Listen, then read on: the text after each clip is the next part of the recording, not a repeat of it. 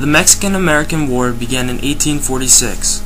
Texas had just joined the United States, and the Mexican stronghold in North America was weakened.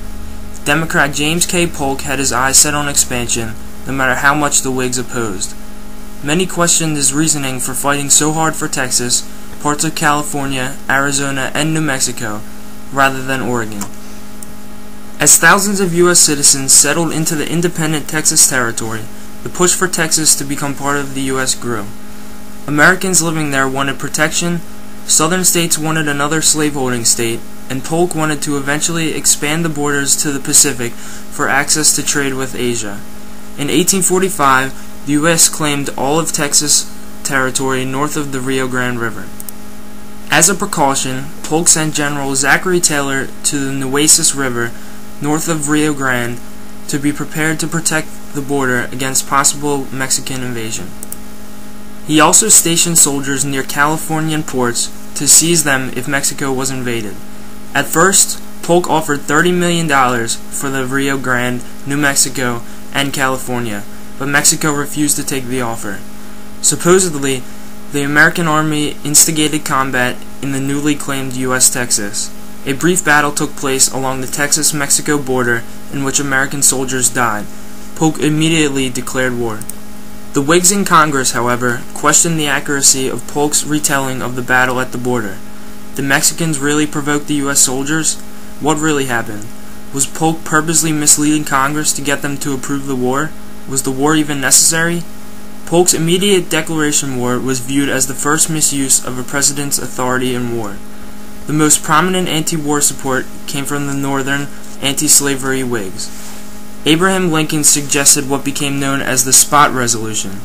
Lincoln wanted to know the exact spot where the battles occurred because it is suspected that Polk forged maps to alter the border. He was deliberately vague about the location of the battles. Basically, it opposed the war and questioned whether American blood was really shed on American soil. However, it was never acted upon.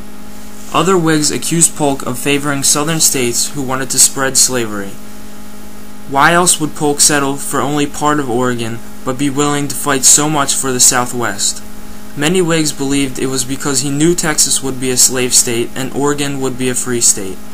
Oregon had a connection to the Pacific Ocean and trade with Asia, and even though California did too, it was a much more complicated path. Many anti-war protests took place in northern states, especially in Massachusetts.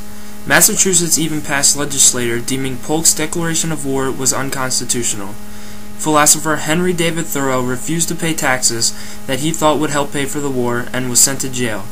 His aunt bailed him out, which allowed him to write the book Civil Disobedience, meant to encourage individuals to stand up for what's morally right and to correct the government's moral wrongdoings.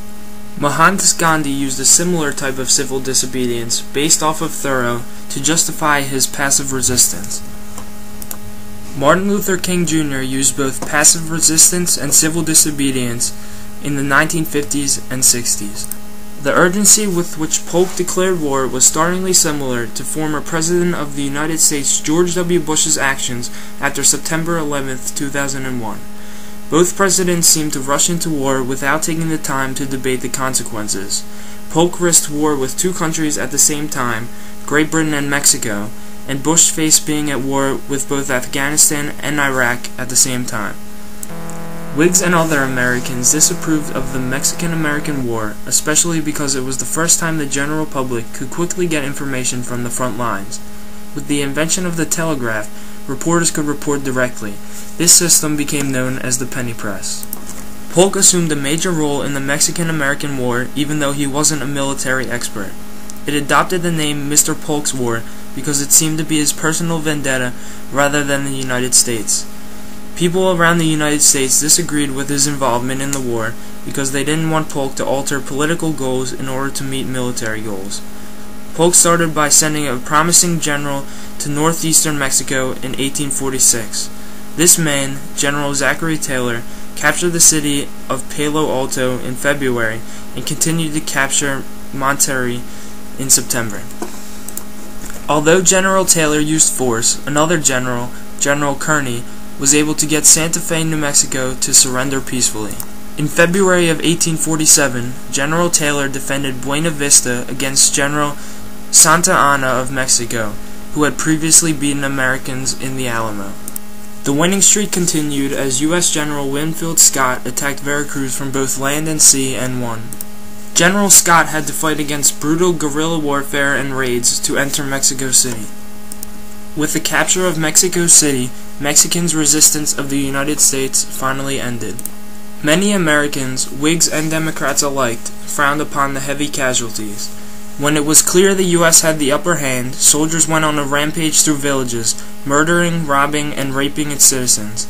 General Scott said his troops committed atrocities to make heaven weep and every American Christian morals blush for his country. This shows that not only Whigs disagreed with this war, but that many Americans were embarrassed by the actions of their army. Nicholas Trist delivered Polk's peace treaty, titled the Treaty of Guadalupe Hidalgo, on February 2, 1848. In it, Mexico agreed to cede its northern provinces, the present-day border, in exchange for $15 million. The land became known as the Mexican Cession.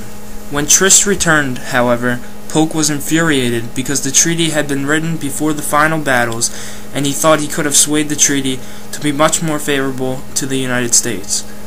He wanted to increase the demands to include more, if not all, of Mexico.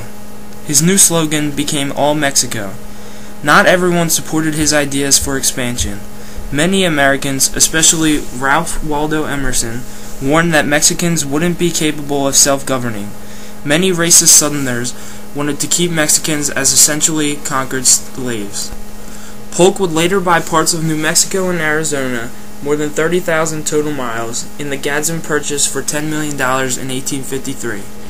Even though Polk spent $97 million and lost 13,000 American soldiers, it was not the heartland of Mexico he wanted. What was really important to Polk was that the U.S. be connected from the Pacific coast to the Atlantic.